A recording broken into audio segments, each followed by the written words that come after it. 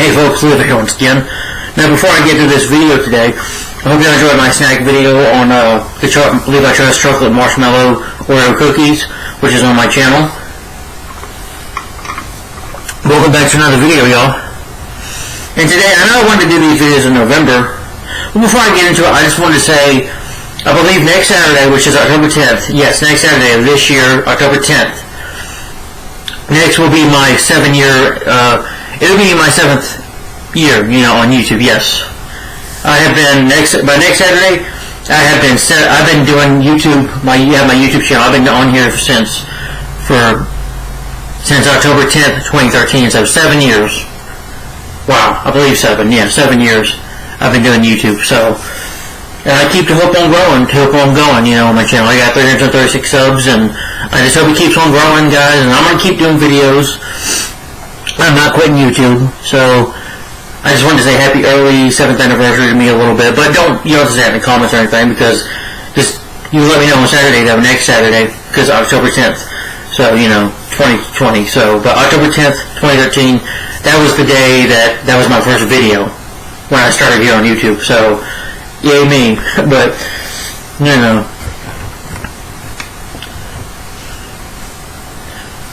But anyway, guys, I wanted to talk more about Rotten Tomatoes, yes, my thoughts on Rotten Tomatoes. I did these videos last year, they were in 5 parts. Last time I did it was in March, I think it was on March 4th, 2019 of last year. This is where I talk about, get my thoughts on Rotten Tomatoes. Rotten Tomatoes is a website that, of course, is a website that talks about movies, does recommendations for movies, and why I don't like them. That's why, I'll be honest here that I don't like Rotten Tomatoes. I've never been a fan. I've never cared for the ratings for movies. And some of the movies that I've been talking about, yes, which I'm going to be doing in this video, I'm on the website right now, and I'm going to be talking about these movies that have that list. So this will be called My Thoughts on Rotten Tomatoes Part 6 video. So, I have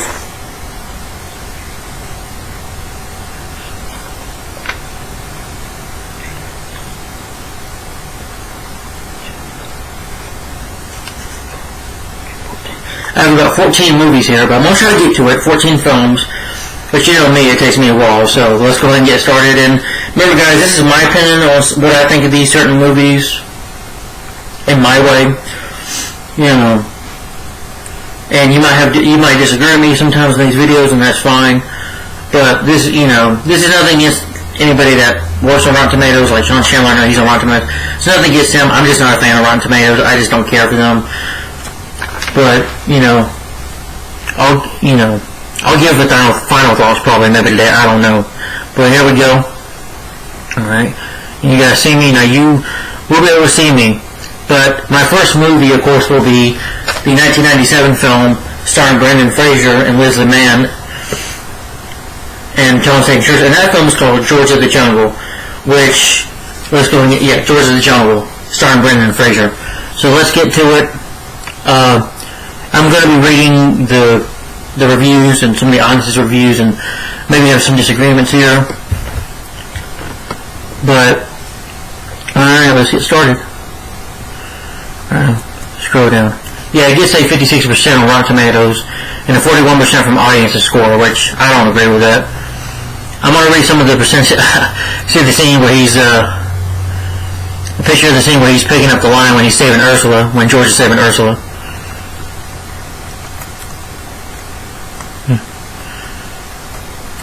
I'm just going to read some of the reviews and stuff a little bit.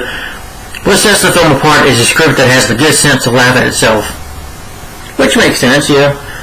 Surprisingly pleasant, I agree. Not quite inspired lessons. The film has a game, likable quality, and a strong sequel potential. I'm like, I don't agree with that. We did have a George of the Jungle sequel, and that movie sucked. The story isn't consistent with the villain wants to abduct the talking ape for financial gain, and thankfully the animatronics and computer effects aren't allowed to overwhelm the proceedings. No, they don't. I think that they don't do that. They do pretty good.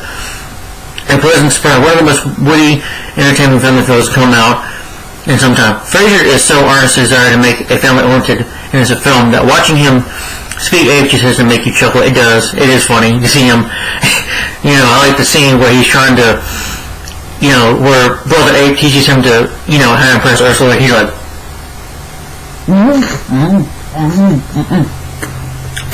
Yeah, I'm not trying to spin on the camera. And he's doing that, that's funny. Brendan Fraser, I think, is hilarious in this film. Yeah, Brendan Fraser, yes, this film is just fun in my opinion. Even Siskel and Ebert enjoyed the movie. They were surprised by it. They said they liked it more than the Flintstones, which I do agree with them on that, but I still like that movie, though.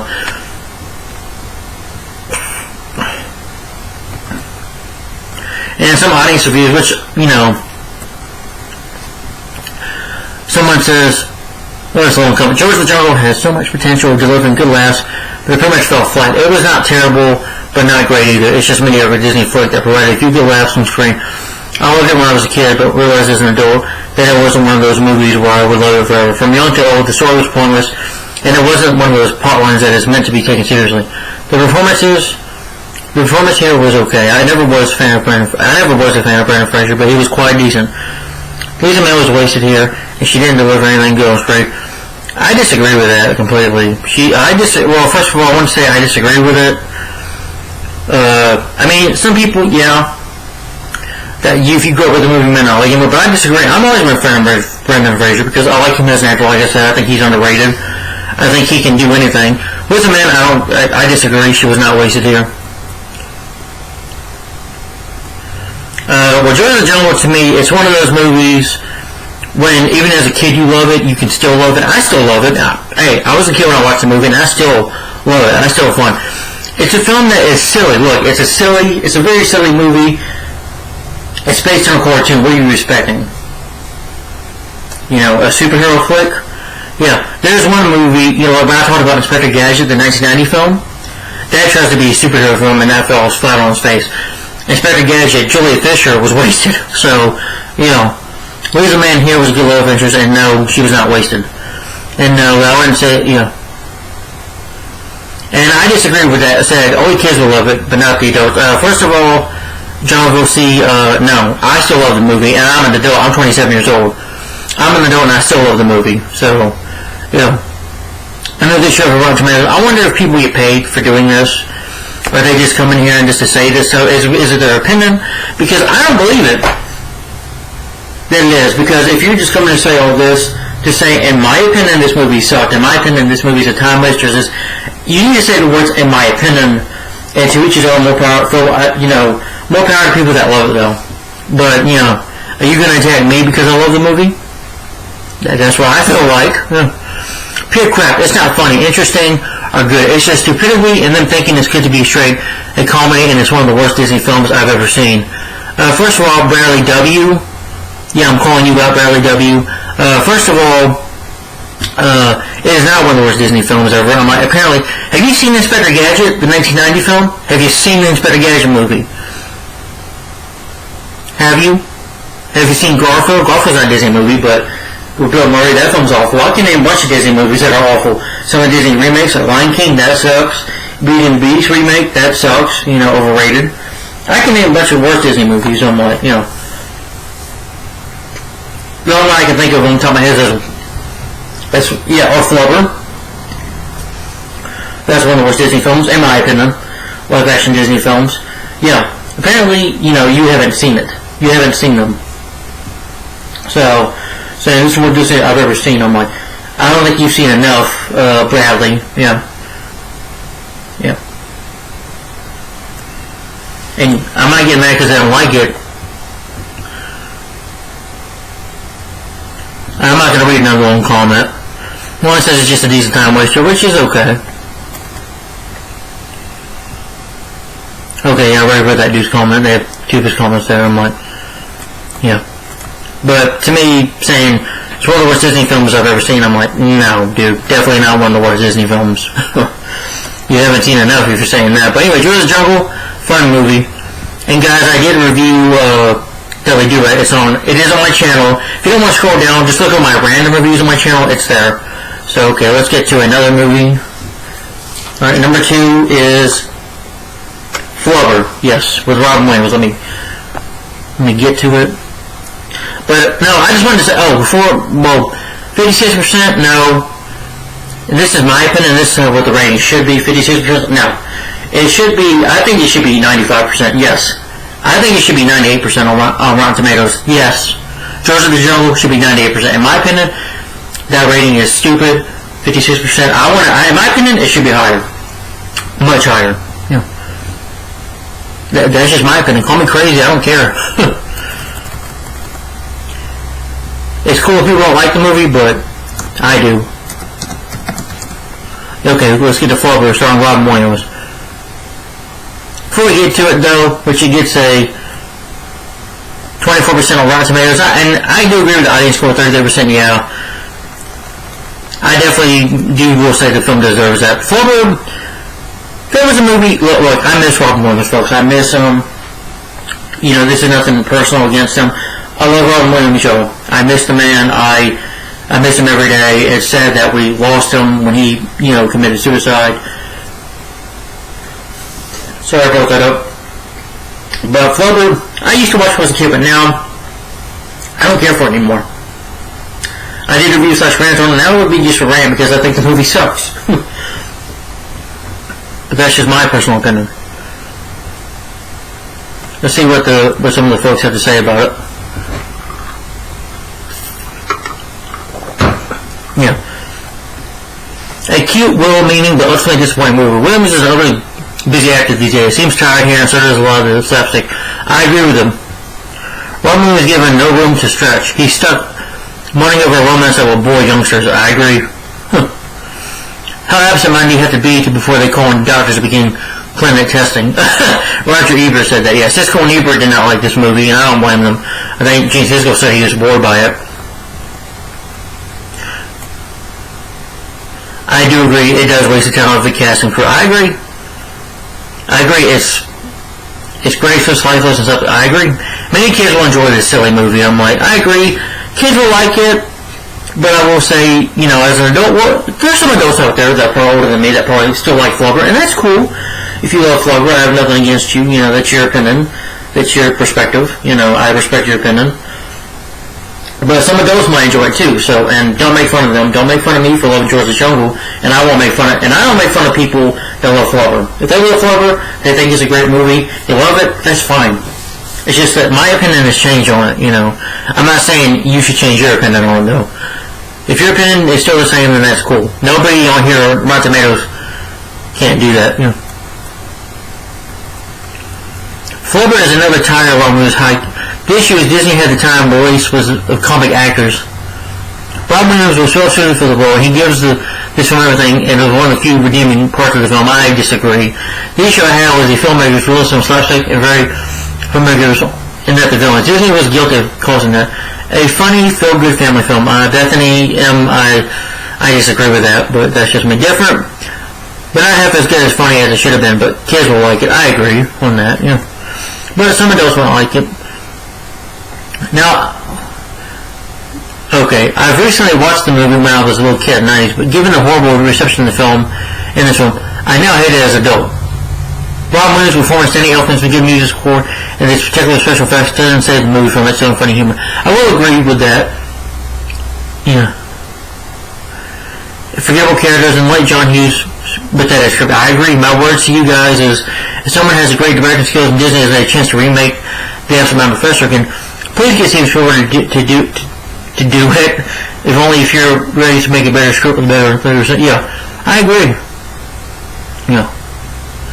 Well, number one thing about Flubber, I think, in my opinion, I do review it on my channel. It isn't my Robin Williams reviews. It was a rant. And again, I do think the movie's lame now. I just think John Hughes, he came from writing classes like, now last night I was at a concert in Monroe, Georgia, where I live. Well, it's a place further down from Winder where I live. But Monroe, they were playing a concert last night. They were playing, Don't You Forget About Me. It made me think of that movie, The Breakfast Club. Yeah, 16 Candles. I've never seen that. Ferris Bueller's Day Off. John Hughes. Yeah, he's made a lot of great comedies, but again, some of his writing for comedies has been lazy. Like Home Alone 3 sucked. 100 Dalmatians, I think sucks now.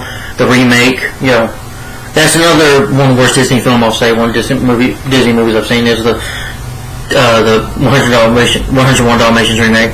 Even though Glenn Close was great about the movie, but everything else in the movie sucked. So, my opinion's kind of changed on that a little bit. But, but Flubber, the writing is lame, and it's not funny. It tries to be Home Alone in one scene, and it doesn't work. And I agree with Roger Ebert that when they talk about it in their show that, Ebert said that, there's a plot of Weebo being in love with him. She's with Virginia Benson, who you should know from the voice as the Little Mermaid, voiced Ariel in The Little Mermaid. That there's a love story, that she's in love with him. It gets really awkward in one scene where I'm thinking for a Disney movie are they about to have some cyber sex. And the plot really just never goes anywhere. Weebo dies, and even though I think he can rebuild her, I'm like, okay. And the film was just unfunny with Fart. Josh Hartman's character, I'm sorry, his character I thought was a bit of a douchebag because he kept saying he was going to marry this woman, and then he kept on not marrying her. He kept on forgetting the wedding each time, and it just gets more annoying with his character. And his character also, he hits people. Yes. Well, he'll hit people in the face with a bag, hit them with his hands. He bumps into people when, Christopher McDonald, he's a likable villain, like I said, with Flubber going into his mouth, like that.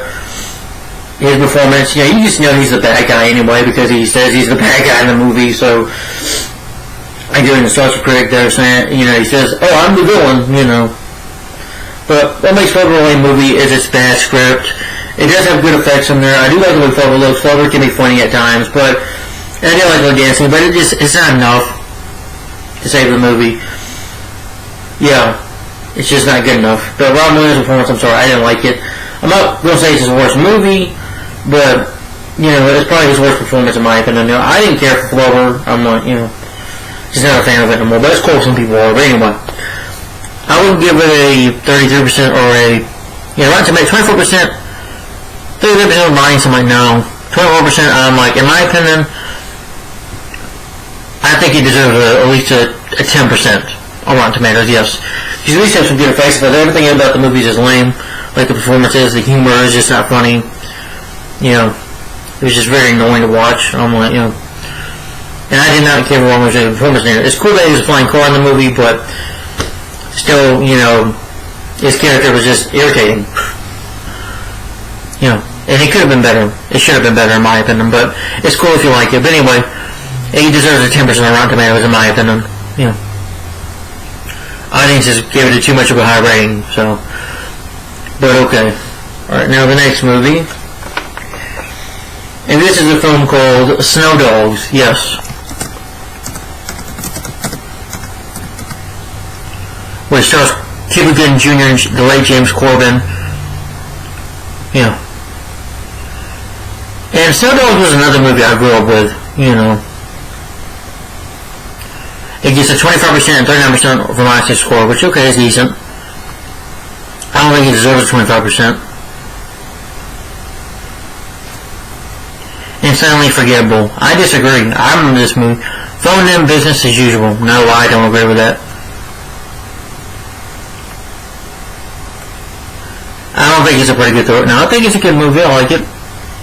It's silly. It's like some of the farting jokes can be ridiculous, but the rest of the movie I find pretty funny. Snow Dog doesn't offer much, but fair. It has the youngest viewers of any screen sharing, laughing till the end. Horrible acting, horrible script, and horrible direction plays. No Felix. Again, you haven't seen Inspector Gadget if you're saying that. Yes, I'll still pick on that movie. 1990 that film still is a piece of shit. Or Son of the Mask. Yeah.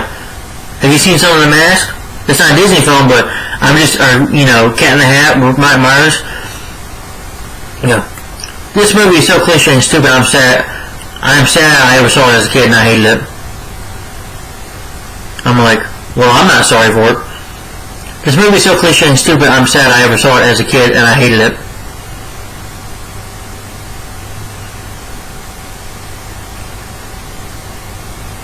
It's not terrible, it's entertaining family comedy, probably the best Disney had with some guy and some huskies.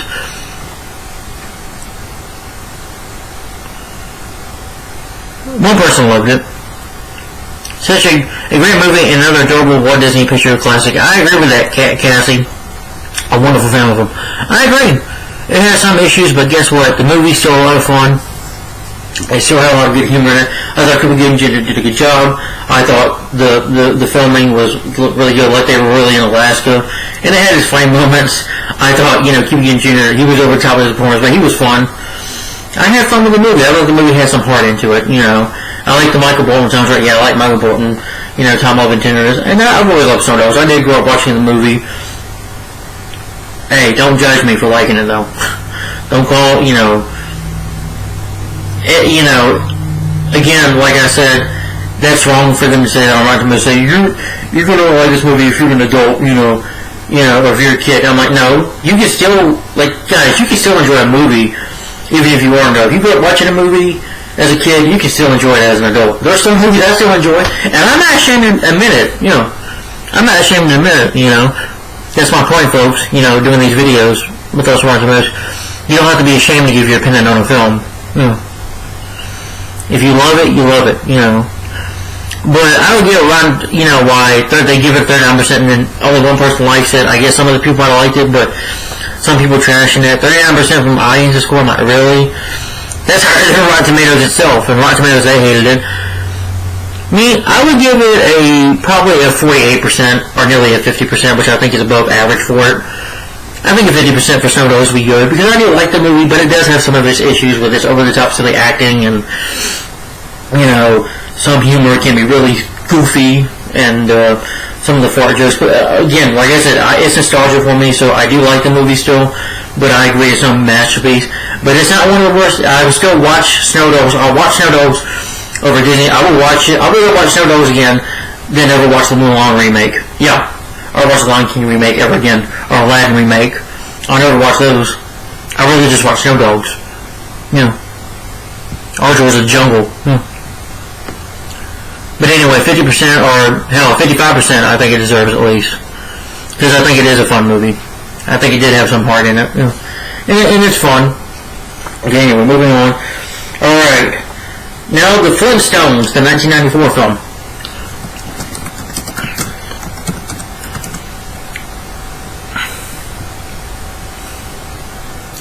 That stars John Goodman. Elizabeth Perkins, Rosie O'Donnell, Holly Berry, Rick Moranis. Yeah, it gets a 22% from Rotten Tomatoes, which I don't agree with. But let's read some of the percentages. Alright, we're in 22 minutes then.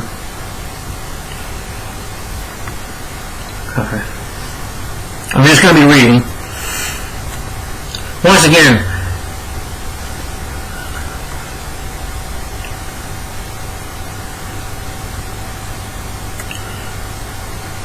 I'm just kind of reading it. As Fred Flintstone might have put it, Yabba Dabba Doo. It's a dull day in bed. No, I don't think it is. Apparently these people haven't seen, these folks on the Rotten Tomatoes, you haven't seen Viva in Vegas. Okay, Gene Siskel said, one flick of the week is the Flintstones. Unfortunately, much less thought has been put into the screenplay than the production and public campaign for the Pillage Dolan Enterprise, which I disagree. I mean, I respect Gene Siskel, but I disagree with him on this movie. And I disagree with some people that hate the movie.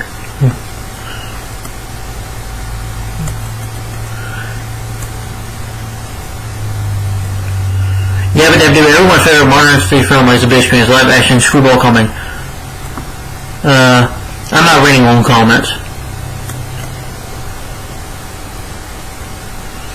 But it lacks the wit and charm of the original. I actually disagree with that.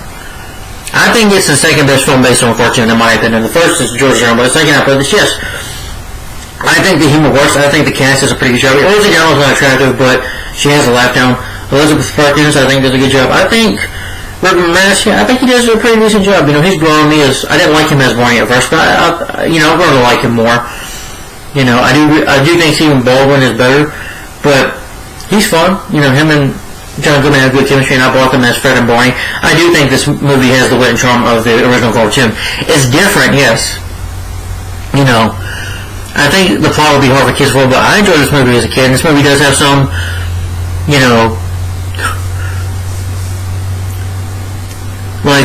the flirting stuff with Holly Berry. Her character's hot in this movie. I don't know why. She is hot. I don't blame Fred Flintstone's time from going up, I I disagree. It works because, again, a lot of it is practical, and Bedrock, I think, looks great in the Flintstones, the 1994 film. It looks great. Bedrock looks awesome. The CGI, I think, looks good. Flintstones Viewer out of Vegas, I'm sorry, the performance is stuck in there, and that movie does not have the wet charm of the cartoon. It was a prequel that, nobody wanted.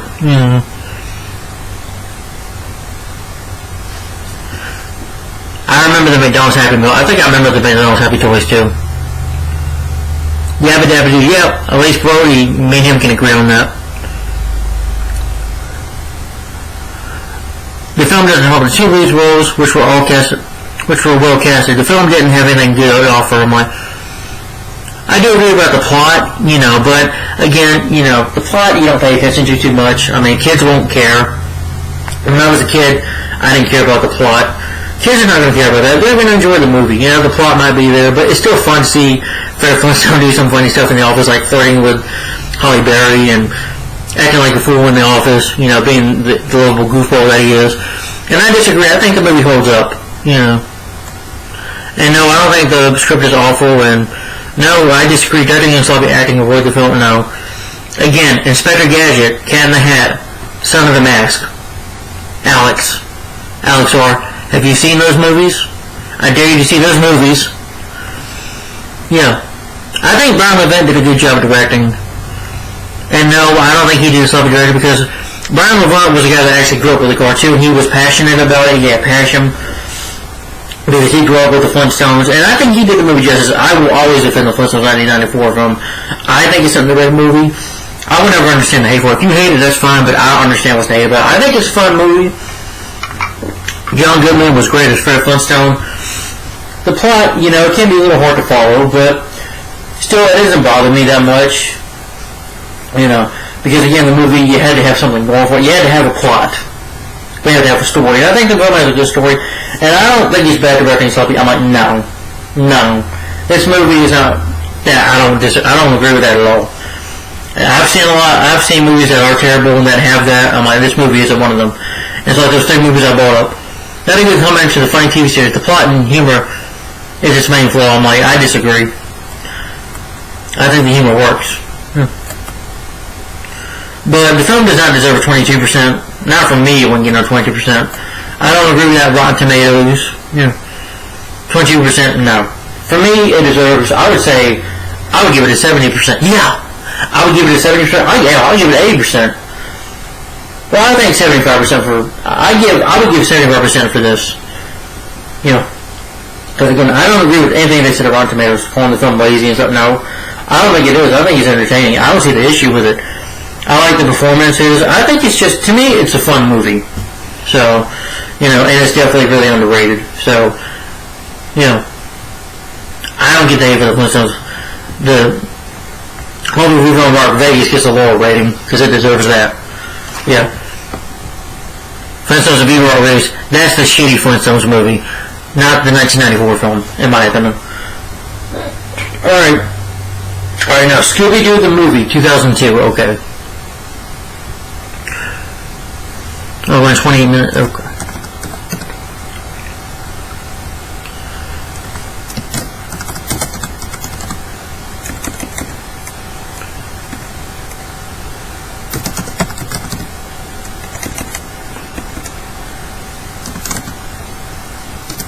The movie, 2002. What? Are you kidding me, Rotten Tomatoes? You don't...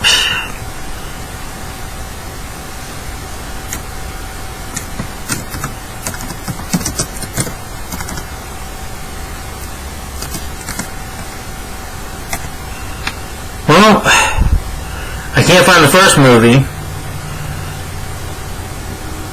which I enjoyed to see. Before we get to that, hold on. Scooby-Doo 2002, I couldn't talk about that movie, but it gets a 30% on Rotten Tomatoes, which I don't agree with. I thought Scooby-Doo, okay, it's just a movie, just to get to it real quick, since I can't find it on Rotten Tomatoes. I will say I love the movie, I still enjoyed the movie. Some of the adult jokes don't hold up, and the Scooby-Doo farting and barking is not funny, and also, Damn, I can't think what I was going to say.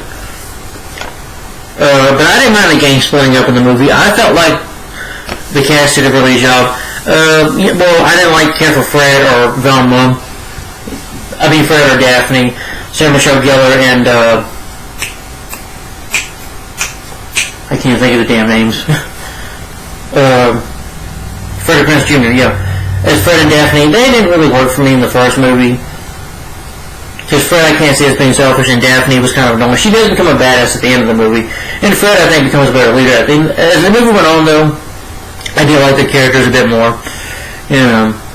But I love, Linda Cormila as Vilma, and Matthew Lillard as Shaggy. He stole the show. I thought he was funny. And I like Scooby-Doo himself. Some of the CGI does not hold up well in this movie, but other than that, I think the film has a good plot. I love Spooky Island. It entertained me as a kid, it entertained me as an adult. Is it still a movie? It's not perfect, but it's still a fun movie for what it is. I can still have some fun with it. Because again, guys, like I said, I'm a Scooby-Doo fan, and I love the movie. I enjoy Scooby-Doo 2002. I'm sorry, I think it's a fun movie, but that's just my opinion. Like I said, when I was a kid, I saw it in theaters like 10 times, and I did review the movie, guys. Yes, I did review Scooby-Doo on my channel. It is on my random reviews. And I also did review the Flintstones. Again, it's on my random reviews. Just if you want to hear more opinions of my opinions more on those movies, just watch my reviews of them, okay? Alright, now let's get to... since I'm not going to... sorry. Well, since I can't get to the Scooby-Doo 2002 movie. Well, anyway, let's go and talk about the sequel, which I think is better, and that is Scooby-Doo 2, Monsters Unleashed. Yes. I don't think it deserves a 22%, but it gets a 39% from audience score, so good. Yeah. It's a terrible movie. The laughs aren't there. The stunts are stupid, and there's no plot whatsoever. First of all, Richard Roper, I want to say right now, I've never liked you. I don't like Richard Roper, I'm sorry. Dude, I think he's just a guy that just does it for the paycheck. First of all, this comes from a guy who wasn't a critic at first. I think he did something else for a living. As a critic, he sucks.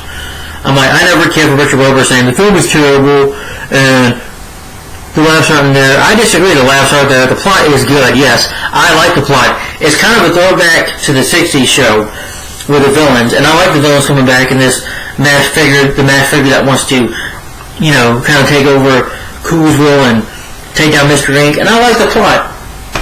And I disagree. The laughs are there. I do think the movie's funny. I think it's funnier than the first one. I do enjoy Scooby and Shaggy, going undercover, which is funny. I like Scooby-Doo and Shaggy. They feel bad in this movie. They feel terrible for, ruining things. So they want to become, better investigators. They want to become like Fred and Daphne and Velma. And, of course, the movie has only themselves. They have to learn for themselves just to be Scooby-Doo and Shaggy just learned to be themselves. And so Richard Roper, the movie had a plot going for it. Apparently you didn't pay attention to it, Or saying it's terrible and you thought it was funny. I'm like, I thought it was funny. I'm like, again, Cat in the Hat, Inspector Gadget, Richard Roper. Have you ever seen The Mask? Yeah, you've seen those movies, I'm sure. I know you hated some of The Mask.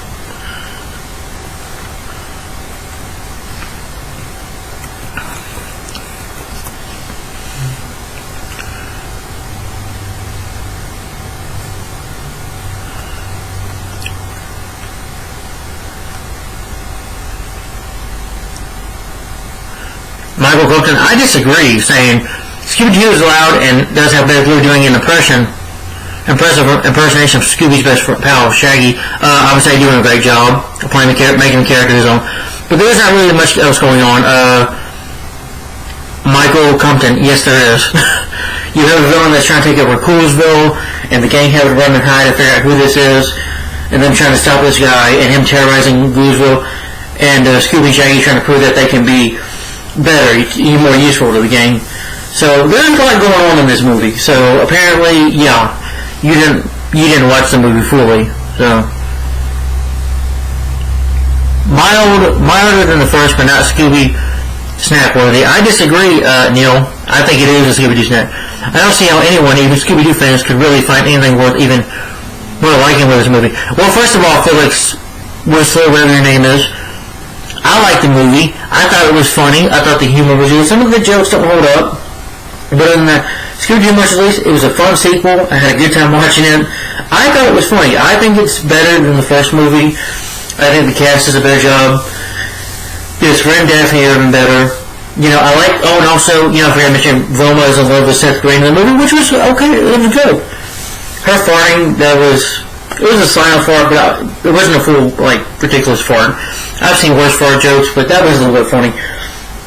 But I love Scooby-Doo Monsters Unleashed, yeah. I think it's better than the first one. I think it's more enjoyable. I think the effects are better. You know, but Scooby, I don't think holds up with the CGI. But it is funny to see Scooby and Shaggy mess with the formulas, and Shaggy have one of them was like Scooby. I thought that was funny. That really cracked me up. And then, you know, Scooby becoming like fucking what was his smartest man? I can't remember. He got the white hair and he was like really smart. I forget, but it's funny to see Shaggy become like a, you know, like a wrestler or something. He's like, "Kicking my packs, little man." And I thought the movie's humor worked really good, you know. And you know, Daphne also has to learn. They learn something. Daphne also learns that she's not just a pretty face, but she is useful to the team because, hey, she's the baddest of the team. She's the one of the team, you know. I like that fight scene where she has with the knight, you know, which was pretty cool. And Fred learns that, you know, that it's all about teamwork. They learn to work as a team in the movie, you know, which is cool, you know. And I like it when Shaggy takes down the villain. I mean, Scooby, which was cool. So, I don't see how anyone... Well, Felix, you're probably one of those people that do like Inspector Gadget and X-Men. You probably do like Cat in the Hat. You probably do like the Flintstones and Viva Rock movies. You probably do like Garfield the movie. So I don't see what you're saying, you know. And to me, you sound disrespectful. I don't see how anyone Scooby-Doo fan can like it. I'm a Scooby-Doo fan, motherfucker, and I like it. You know, excuse my language there, but yeah, I like it. You know, I don't give a damn what people think. Not as good as the first one. I disagree. I was a kid when I loved it, and I still love it. I saw it in theaters too when I was a kid.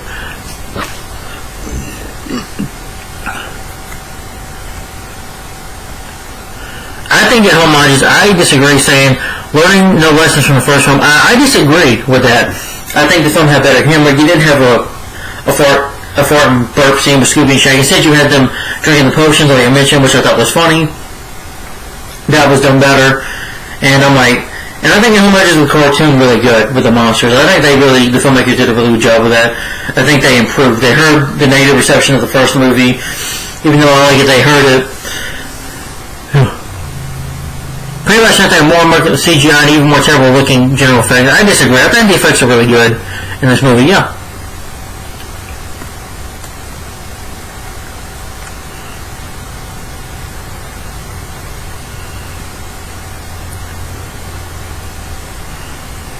It's absolutely silly and terrible at the same time. No, I disagree. I think it's silly and fun at the same time. And no, I think it's an underrated sequel, yeah. I think it's underrated. More underrated than the first, you know. But Scooby-Doo Monsters Unleashed, I love the sequel. I think it's a lot more fun to watch than the first movie. The first movie's still fun, but this movie I think is better. You know. Yeah, and again, I will always be a Scooby-Doo fan. And I love Scooby-Doo Monsters Unleashed. I think it's one of the most underrated sequels out there, in my personal opinion. If you hate it, that's fine, but I think it's underrated. But, you know, I know some people want to, you know, some of my friends are not fans of it, and that's fine. But I am. But I will say my favorite Scooby-Doo live action film is The Mystery Begins. But guys, I did review those. I did review the 2002 film, like I said. Scooby-Doo Monsters Unleashed, I reviewed it last year. It is on my random reviews. So definitely go check that out if you want to, if you like the movie. So go definitely check out my review for it. Okay, we're in 39 minutes. Okay. Told you guys this might be long. I'm sorry. Okay. Now, I want to get to the next one, which is Jetsons The Movie.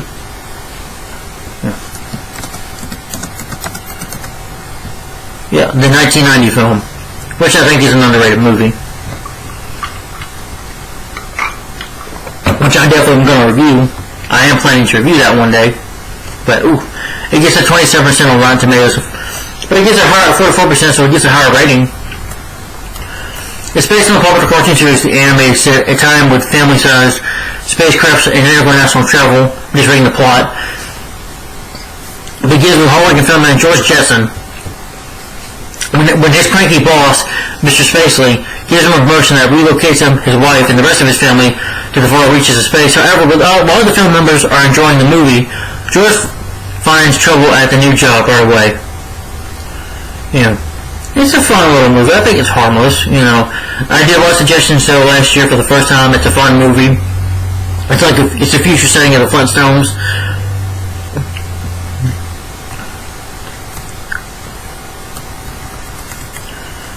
The late Mel Blanc, who has voiced many great cartoons like Bugs Bunny, Daffy Duck, and all those Looney Tunes you love.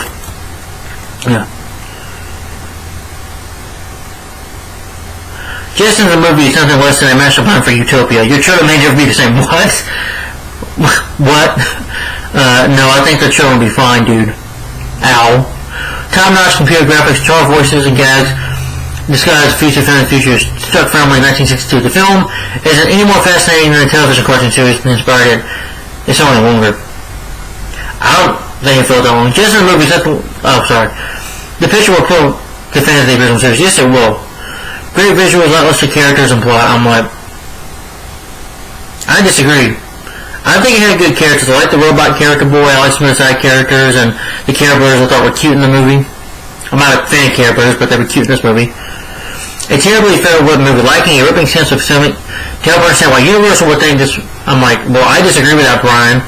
I thought the Jetsons movie was fun. I thought it had some good humor to it, a good soundtrack.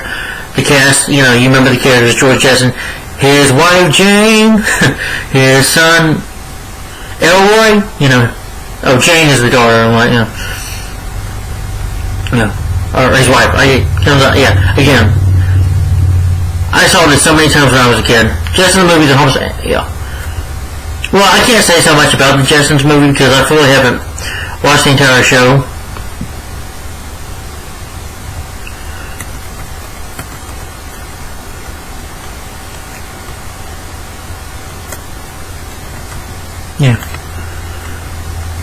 But I've always liked the themes for the Jetsons, and the show was fun. It's fun animation. I didn't grow up with it I didn't really grow up watching the Jetsons like I did with Scooby-Doo and Flintstones. The show, I've seen some of it when I was a kid, but I didn't really grow up with Scooby-Doo. But I do enjoy the Jetsons. But that's all I can say about that. Alright, let's talk about Cars, not Cars 3 because, well, I don't... Cars, which gets a 75% and a 79%, which I don't agree with. I would say right now, Cars I think is an okay movie, but the more I think about it, the more I dislike it. The movie does have great animation, though. I will say that about it. But let's read some of the comments here. Some of the... people have to... It rips off Doug Hollywood, almost no for no. I agree with that, Christy. Doug Hollywood was a movie with, I think, wasn't it Michael J. Fox? Yeah, it does rip that off. Smooth, but bland and forgettable. I agree. See, I don't see why people are giving it high standards. I don't think it's smooth. I think it's bland and forgettable. Cars might not use in a car world as Gilmore, but it doesn't get us in a car straight. Okay, I'm sorry.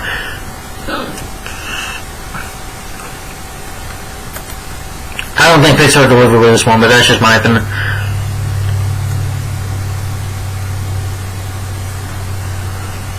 I didn't appreciate the humor, Michael.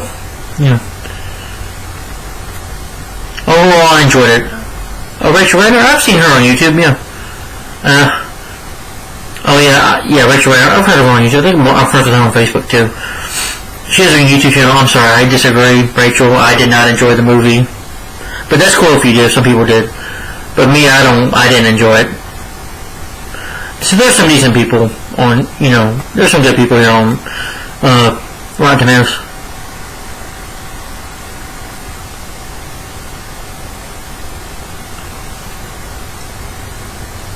I'm sorry, the story might be somewhat half-assed, and it's more overly strange and ill done, but I'm like, I don't get that. People say, no, the story, I'm sorry, what's his name again? Matthew, well, I'm sorry, Matthew, but the story has to be good. You see, Toy Story had a great story, had a good story to it, a really good premise, and it worked. I can't enjoy a movie and say, oh, the story might be half-assed. No, this movie I think is half-assed. The story is just, it's not interesting. We've seen it before. He has wanted to be a winner. I think I've seen this before in movies where someone thinks winning is all about winning. It's not. I think I've seen that before in movies, and I'm like, in Cars just adds really nothing new. You know, I mean, it does with Cars, but I'm like, Cars talking, okay, that's just not very interesting to me. There's nothing interesting about that. And the film is just boring. It's just a boring movie. It is way too long. Michael Keaton as the villain is underused. I'm like, you know, all he is just a villain that's just selfish. But a villain should be doing bad things, not just talking like I'm all bad, you know, doing something really bad. A villain has to do something evil. Not that much of a great movie anyways, but it's the only movie that kept me thinking that when Owen Wilson was in a movie better than the sequel. I agree, better than the sequel, and I do like Owen Wilson in the role.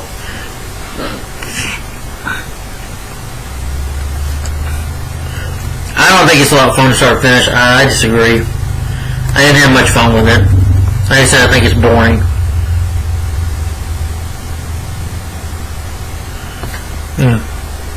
And I don't agree with it. I think it's 39% on it. I'm like, 75%, I'm like, I think it's, this is just my opinion, but I think Cars is probably Pixar's most overrated film, in my personal opinion. I never cared for it. The sequel was much worse, but Cars 3, I don't really have no interest in saying. I'm just not into Cars. It's just not my thing. It's just not my cup of tea, folks. I'm sorry. 75%, I give this film, the only good thing decent about it was the animation was great. Owen Wilson does a good job with the voice. Larry the Cable Guy, I'm sorry, he annoys the hell out of me in this movie as Mater. You know. And thank God this movie wasn't about him. It would have been a lot worse if it was about him. But the plot is very cliche. I've seen it so many times. You know. I know I've seen another movie about winning, and so we've seen that so many freaking times. I'm like, Pixar, try something different. That's why I like Ratatouille more than this. I like WALL-E. Ratatouille, you had a good about a rat that wants to be a cook. That was interesting. WALL-E, you had a robot that was falling in love, which is a nice love story, and about the earth and the environment. Up was about learning to move on. You know, Carl, who, you know, the one that has the house with the balloons and has to move on from his wife. But see, that movie has some heart to it. You know, Toy Story films, they have heart to it. You know, Toy Story 1, 2, and 3. I don't count the fourth movie, but that's just me.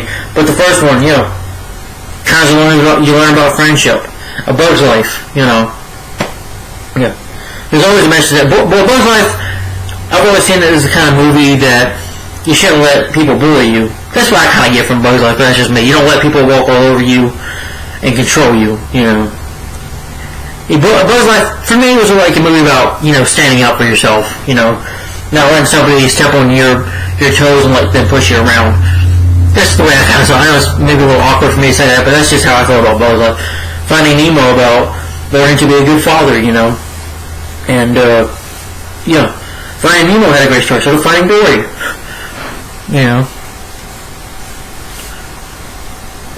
Now, I want to talk about Cars 2.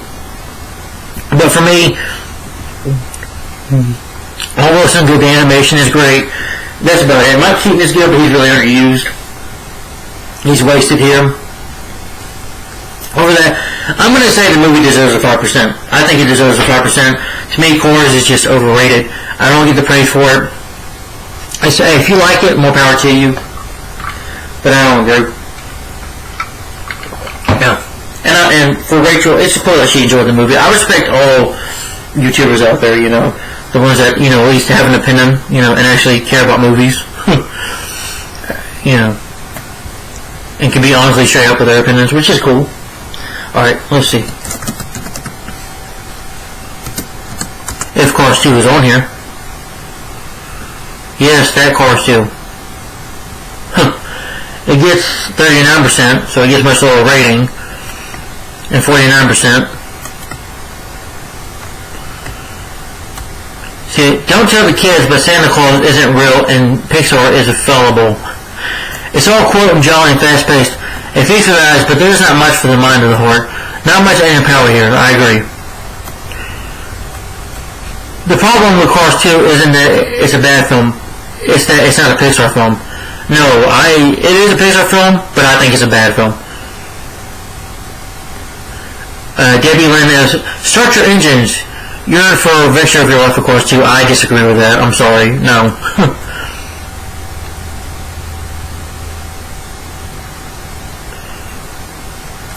I definitely tell anyone to tell me with a straight face that this is anywhere near as awful as 2011's Family Hits, Zookeeper, Mr. Popper's Case Closed. I'm like, no, Matt. I think this film is just as bad as those, yes. I think Cars 2 is just as bad as Mr. Popper's Penguins and Zookeeper. In my opinion, Zookeeper, Mr. Popper's Penguins, and Cars 2, all three fucking movies suck. I think three movies suck. Suck ass, but that's just my opinion. Yeah. And I will tell you with a straight face, Matt Bronson, with a straight face. I think the movies suck. Got it? I'll rub it in your face. Yeah. I'm not afraid to say it.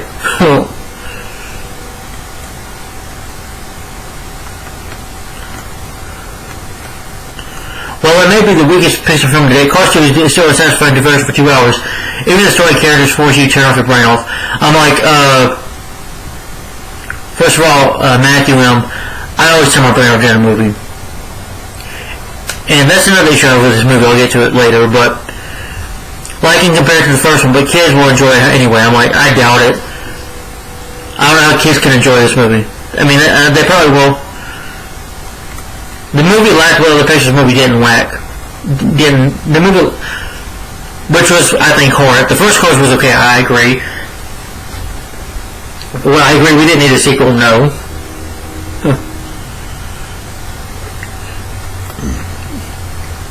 One thing I'll give the audience is, let's see what they give it a score. They give it a 49%. I didn't score. Yet a lot of them don't like it. That doesn't make any sense to me.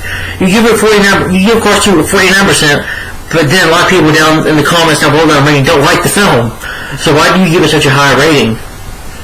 Rotten Tomatoes, they give it a 39%, which I still, in my opinion, is too much of a high rating. Cars 2, I'm going to be straight up. I think it's the worst Pixar movie. Second would be Brave, but this for me takes the cake, in my opinion. I hate Cars 2. Owen Wilson and Bonnie Hunt, they're good, but they're underused in this film. Owen Wilson is wasted in this movie. He might as well just came in and just do a few scenes. Because this movie's about Mater, and Mater is so freaking annoying. You got this whole spy plot, which is just not interesting, and this whole film is boring. It's too long. There's no heart to it. The story is just not interesting. It's a boring movie. I think it sucks. It's boring. The humor isn't funny. And this film makes me fall asleep. I'm not lying. I fall asleep during this movie. I've seen it more nearly twice, and it makes me fall asleep. I can't sit through this movie. This film is just as awful as Zookeeper and Mr. Popper's Penguins. Those three films have one thing in common. They suck, in my opinion. Cars 2 sucks. I don't understand the praise for this sequel. It's cool if people like it out there, but I think it's a shitty film. I think it's one of the worst animated films ever. I think it's the worst Pixar movie ever. Yeah, I'm going that far to say it. Cars 3, I don't know who that is, but but Cars 2, this makes me want to avoid Cars 3. Maybe one day I'll watch it, but Cars 3, but Cars 2, but I'm not in a rush. Cars 2, I slowed down my engine under this, and I stopped, and I'm like, at this point, I'm out of the core, I'm out. Yeah, I'm going outside, because I don't want to watch this movie ever again. All it does is bore me. And I'm sorry, it's cool if people love it, but in my opinion, it does not deserve a 39% on Rotten Tomatoes. No. In my personal opinion, I'm going to give it a 3%. Yes, a 3%. Because again, the animation is great. Owen Wilson, even though he's wasted here, he does good. And Michael Caine is good as a voice, but that's it. That's all I had going for it. Otherwise, I hated, in the Wizard of Oz, even I hated this movie. I hate Cars 2. So, but I did rant on that, guys. I didn't rant on the first Cars, but I did review the first Cars and Cars 2, if you want to check it out. So anyway, let's get to the next movie, and that is a film called Lost in Space. Which is based on the show, which I've never seen.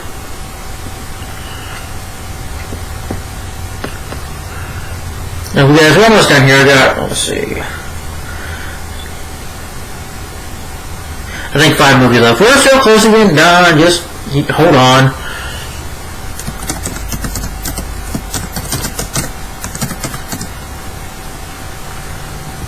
If Rotten Tomatoes wants to talk about it, or they just avoid it.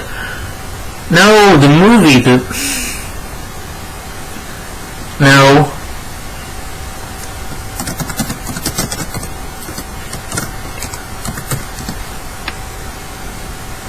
Yes, the 1998 film that stars William Hurt and Mimi Rogers and William Hurt and Gary Oldman. Alright, well, Lost in Space. Now, I've seen this movie a couple times. I've never seen the show, but I saw this movie. I agree, Jensen. It does forget to pat the charm. I'm just reading some of them. Yeah.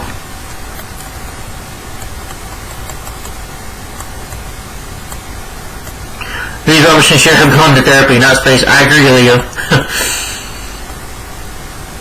This movie's first son just smacked too much therapy as a fact of intentional computer generated. Well, but the whole thing is fun for 11 years old age. No, I disagree. I think 11-year-old would be bored by this movie. See what audiences don't. A good film if you're under 10. Any older, you won't really enjoy it. But for its time, it was okay, but nothing will be remembered. I'm like, I disagree with that. I saw it when it was released, and I expect to hate it. However, I was surprised the Easter egg there.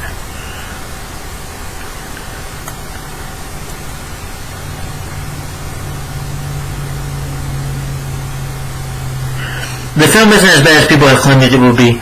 I have seen far worse than this. First of all, Alex, I disagree with you again. Yeah. I'm like, no, I think this is one of the worst films out there. Yeah, I'll get to that in a bit. But I'm like, yeah. I can name many movies that are better than this. Matt LeBlanc, honestly, he hasn't done any good movies. You know, he's well before you. Yeah. Again, some audiences are mixed on it, but 24%, 28%, okay. I do think Lost in Space, the 1998 film, I think it sucks. I've seen the movie a couple times. I've tried to get into it, but the movie is honestly boring. Nothing happens. Nothing interesting happens. It's very boring. It's just too much family drama in it. Matt LeBlanc, he's good in Friends, but that's where he's underused in this movie. His character doesn't do much. You know. Again, you know, before this he did the terrible movie Ed, and that was probably even worse. I'll give you that, Alex, that is definitely worse, but this film is just right up there with Ed as being as bad. It's just boring. Gary Oldman is just phoning it in as the villain, in my opinion. William Hurt is just phoning in. All the actors, you know, that are in this movie are just wasted. Yeah, William Hurt just doesn't care. Mimi Rogers, she's a beautiful woman, but in here she's just wasted. Lacey Chabert, I've seen that girl in some movies, but yeah, honestly, everybody in this film is just seems tired and bored. You know, William Hurt just off the time, giving a boring face. I swear it looks like he's about to fall asleep in the movie, and. Yeah, the movie tries to be good with the action, try to go on with the story, but you have the cliche of Heather Graham and, you know, Matt LeBlanc being in love, and I'm like, it just feels really forced. And he's hitting on her, and I'm like, okay. And you have a shitty-looking CGI monkey. CGI is horrible in this movie. Okay, there was one thing, like, you know, Guardians of the Galaxy, that is, like, based on Star Wars, basically, almost. And that was better done. Lost in Space had... No, not Lost in Space. Guardians of the Galaxy you've had, and Guardians 2, which I've posted was going to see Guardians 2 right there. And I did a commentary with my friends Joshua Drake and Johnny Rock. That movie is better than Lost in Space because it's more fun, it's more entertaining, more laughable. People that don't like Guardians 2, I'm like, have you seen Lost in Space? Yeah. Lost in Space has nothing likable for it. It's boring and bland and very forgettable. I don't remember the movie. Yeah. The kid that plays Will, he's annoying. You know, the robot is decent in here, but overall, the movie just, nothing happens. You know, it does, I do agree, the family does need therapy, because it's family drama. I'm like, you know, And the cast, I think, is just, I think, in my opinion, this movie, the cast is miscast in this film. I think you needed a better cast, you needed a better writer, you needed a better script, you need a better direction for him. This was 1998. Before this film came out, you had Jewel of the Jungle, which again, first time, which I love that movie. I think that movie had better writing, better directing.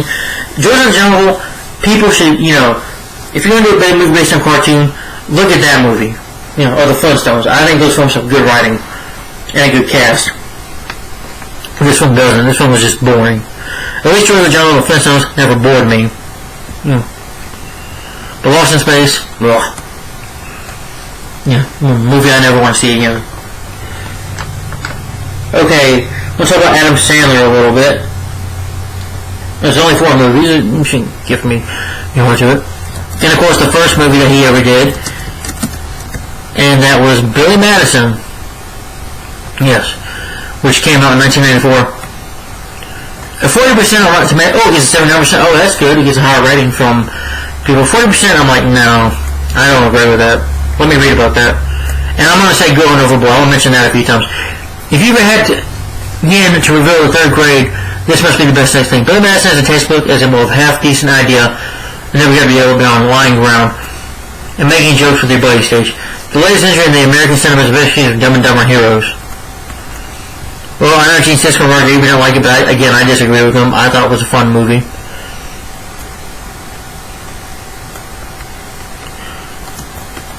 Even if some dim bolt terms, this form of comedy never locates a central joke. It is that Billy the Childman doofus doesn't fit in with his pet peers of that he fits in for all too well. I think the movie does do good with this joke. A more moronic vehicle is hard to imagine. Begin to find him annoying. I disagree. I think his character is more annoying and going overboard. Yeah. I'm going to keep saying you're going to hear that.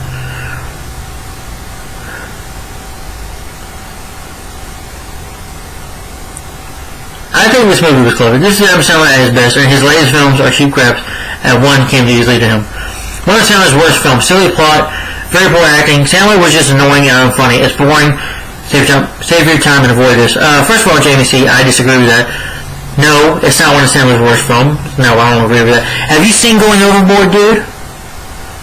Yeah, Jamie, let me tell you something. That film, yeah, the plot is silly in here, but guess what? Billy Madison is funny. Adam Sandler does a good job playing Billy Madison. Yeah, he's a doofus, but I think it's a movie about, learning about to go to school, getting an education. I think that's what the heart of the movie is. That you can, the movie, I think Billy Madison proves that you can do anything. You can do something. You can achieve something. So, but the movie is funny. Adam Sandler was just annoying. No, I disagree. I thought he was funny. I thought Sandler was funny. Him saying, if your dog is lost, you don't sit like a goon and wait. You get your ass out there and you find that fucking dog. That was funny. Adam Sandler is funny in this movie. You want to see Adam Sandler be real annoying? Watch That's My Boy or watch Going Overboard with Ridiculous 6. Those films, he's more annoying in. And those films suck. So apparently, Jamie, you've never seen Going Overboard. If you're saying this, it's boring and predictable. No, I won't say that about it. Sandler was being overly... Gosh, I hated the lip sync redneck tone. It was not even funny, probably due to the bad script. The jokes are randomly thrown in. It's just not good enough. Okay, I will admit, I didn't like Billy Madison at first, but the movie grew on me, and I love it.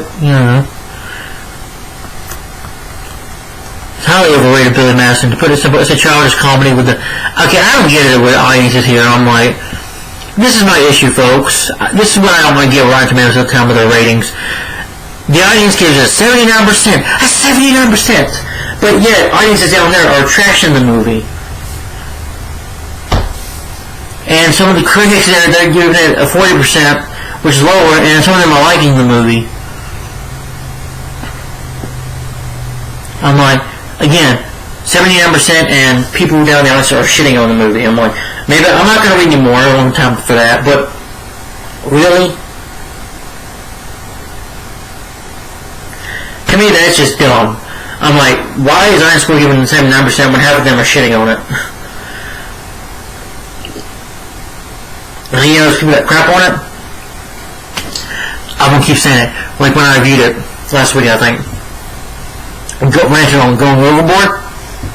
Have you seen that? Have you seen that piece of shit movie?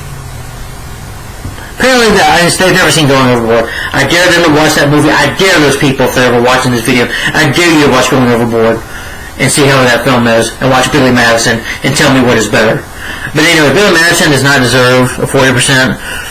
I think it's a funny movie. I think it's an awesome movie. I think it deserves a 90%. And from audiences, it deserves to be, I think, at least 80% from them. I see why some people don't like it, but in my opinion, it deserves to be a little higher. 79% they hate the movie. Doesn't make sense, in my opinion. But okay, now let's get to Happy Gilmore.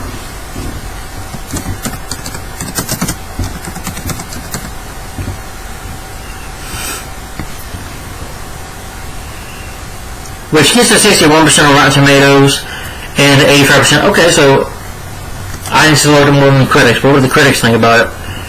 Which Happy Gilmore is my favorite Adam Sandler film, y'all. They won Joe Cage after the business and Jaded. No, these are about minutes of funny material Happy Gilmore, and pretty much all in the trailer. No, it's all in the movie too. It may smell off from a distance. I'm like, I disagree.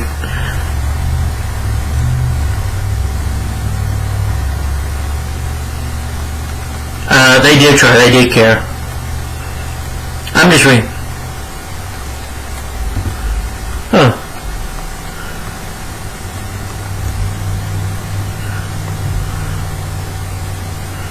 I still did enjoy it. Too many unnecessary crude jokes, even though there are a few funny moments. First, well, I'm a fan of Adam Sandler. Yeah, I know some people aren't, but I've always loved Adam Sandler. And Happy Gilmore was a film I grew up with, so again, I do disagree. I think it's a funny movie. I enjoyed it all the way. But it does seem like audiences enjoy it, so not much on this movie, but I do think the rating should be higher. I think Rotten Tomatoes should give it an 85% or 90%. Me, I give it 95%. Rotten Tomatoes, yes. I don't have an issue with Happy Gilmore. I think it's a funny movie. I think the script and the writing is good. I like the story about a guy learning to be, a golfer. Wants to be a hockey player, but he learns that he's better at playing golf, and he just has to learn to change that way. And the movie's funny. I love his fight scene about Parker. That was funny. I did that scene, and I did review Billy Madison and Happy Gilmore. They're all my Adam Sandler reviews. They're the first two ones on there, so definitely go check those out if you ever have time. But Happy Gilmore is just fun to watch. I love every minute of it. I think it's a fun movie. I think it's, one of Sandler's... I think it's his best movie, but that's just my opinion. I love Happy Gilmore. It's my favorite Adam Sandler movie of all time. Yeah. Alright, and now The Waterboy, which probably does get a lower rating than Billy Madison and Happy Gilmore. And I don't think it deserves it. I know some people probably still don't like it, but I do. I love The Waterboy. He gets a 34... Damn it.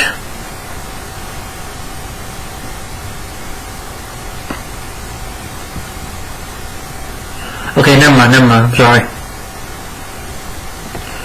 Yeah, The Waterboy, which is another favorite Adam Sandler. I guess it's 71% Rotten Tomatoes, 34% Rotten Tomatoes, which I don't agree with.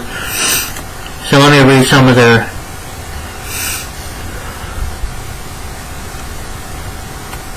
The film is goofy, yes. We've got a somewhat entertaining show. No, I think it's an entertaining, fun movie. Really dumb, but many teens love it anyway. I'm like, Neil, I'm 27 years old, and I still love The Waterboy.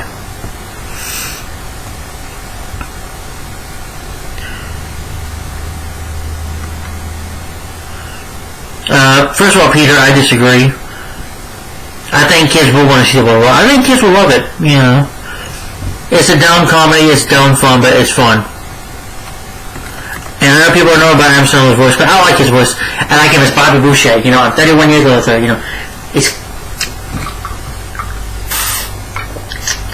It's clean. It's cold. And that's what I call high quality H2O. I can't do it right, but Adam Sandler, I think, is funny. I think it's his best, voice that he's done on screen. Better than Little Nicky or That's My Boy, where he's annoying. Like the greatest film.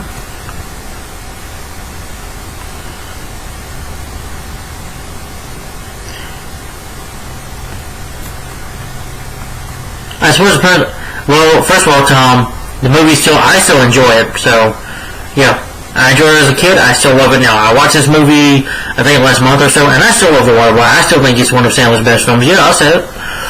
It's one of my favorite comedies ever made, too, and one of my favorite Sandler films, too, so.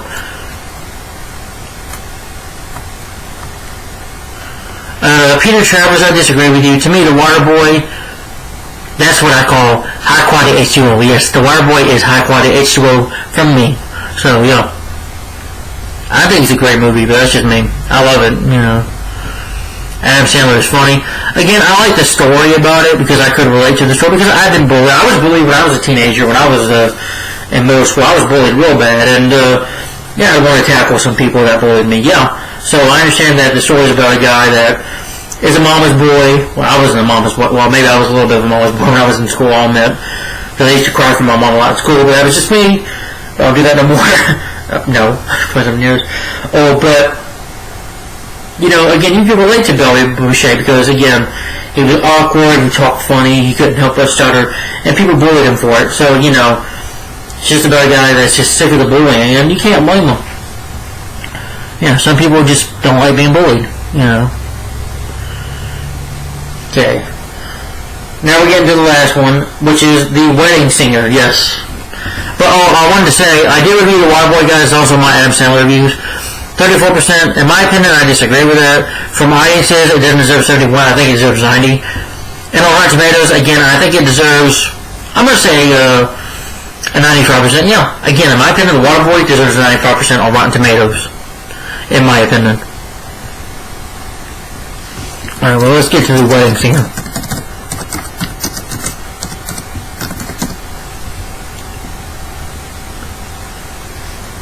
This will be the last move for this part, y'all. So, The Wedding Singer gets a 68% from critics and an 80% from audiences, which is pretty good. But let's see what they have to say about the film. You can't have polling for the kids.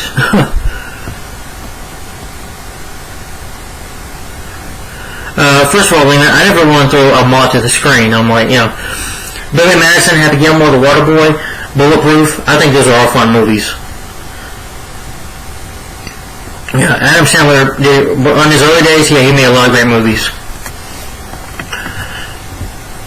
Not the most original comedy, but many will enjoy. I think it nearly is original. Yeah.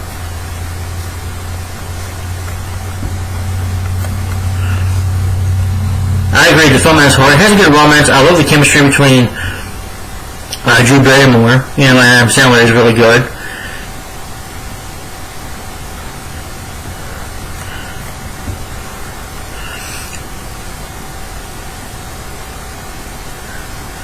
I disagree.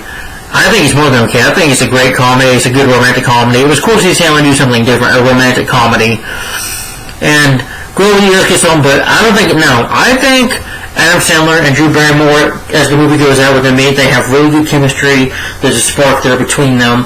There's something that just clicks with these two in The Wedding Singer. And I think they had good chemistry in the movie. As the movie goes on, you can tell they start to fall for each other. And I think they start to fall in love with each other. That's what really is the heart of the movie. That's the romance of the movie. So I think that works for the entirety of the movie, of these two having chemistry. I think Adam Sandler and Drew Barrymore, The Wedding Singer, they're the heart of the movie, and you really buy the romance in it. And the movie does have its fun humor in it as well. I think critics want to look at Adam Sandler a bit more. See, Adam Sandler can act. He can. Yes. His comedies work. The reason he kept on doing comedies, the reason he kept doing it, is because audiences liked him. And, they wanted to see more of Adam Sandler. So, yeah, that's why he became famous and big like he did. But I don't think it deserves 68%. To me, in my opinion, that's a bit too low for this movie. 80%, no. I would give nearly, I'd give it, again, just like with Happy Gilmore and The Waterboy, I give it a 95%. Yeah, 95% from both audiences and Rotten Tomatoes. Well, maybe 90%, 90% from them. If you're into romantic comedies, then you will like this film. And I do review this film on my channel, if you want to check it out. But I love Wedding Singer. I think it's one of Sandler's best films, in my opinion. It's a funny movie, as well as the humor is there. And I love the 80s soundtrack to it as well. And I think, like I said, Drew Barrymore and Adam Sandler, they have good chemistry in the film. They really are the heart of the movie. And I think the romance it builds up between them in the movie, and it works. I really built their chemistry, in the film, and it works. It was sweet. It was sweet when he sung the song "For a Girl with You," and you really you want these two people in the movie to be with each other, and that's what I wanted to see in the movie, and that's what you get. So it was a great romantic comedy, and I think it deserves a 95%. 68%, that's too low. Too low. I think it needs to be higher, but that's just my opinion. But anyway, guys, what time is it? Check the time. See if I'll do another part today. It's 11:01. Okay. Well, guys, I'm going to stop here. This was my thoughts on Rotten Tomatoes Part 6. So maybe I'll do another part today. I don't know. But thanks for watching, guys. Like, comment, and subscribe, and I'll see you in the next one. Sorry this video was long, but thanks for watching. Bye-bye. Bye.